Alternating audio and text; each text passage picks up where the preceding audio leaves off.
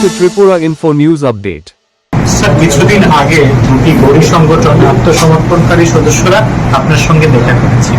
তারা আজকেও জানিয়েছে যদি মুখ্যমন্ত্রী যদি তাদের দাবিগুলির প্রতিশ্রুতি না দেয় তাহলে তারা 24 তারিখ যে বন্ধ রেখেছে তাতে তারা অনড়। রাজ্য সরকারের কি প্রতিক্রিয়া হয়েছে? না দেখুন, আমি তখন দিল্লিতে ছিলাম যখন ওনারা বলেছেন যে অলরেডি তারা শুরু করেছে। তো আমি ওনাদেরকে বললাম যে আমি এসে ওনাদের সাথে কথা বলি। তো সেদিন আমি কথাও বলেছি এবং কথা বলার পরে জেলে বেরিয়ে এবং সবকিছুরই একটা রুলস রেগুলেশন আছে যা মানে অ্যাপোর্ড হয়েছে। সে অ্যাপোর্ড অনুযায়ী কে কি কাকে কিভাবে চিহ্নিত করা হবে তার বাইরে তো যাওয়া যাবে না।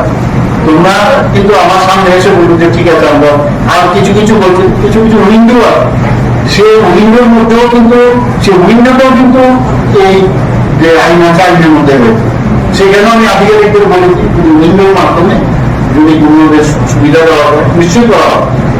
এখন এটা ওনাদের বিষয়। আমি যখন বলেছি আমি কথা বলেছি ওনাদের সাথে কথা বলি ভেবে রেখেছি, তার কি নিউজ পেপার আমি দেখলাম পুরো অন্য আবার আরেকটা প্রবলেম তো যায়।